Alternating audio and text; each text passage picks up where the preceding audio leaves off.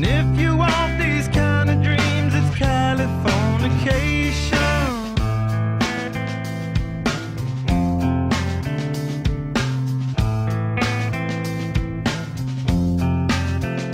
It's the edge of the world in all of Western civilization. The sun may rise in the east, at least it's settled in a final location. It's understood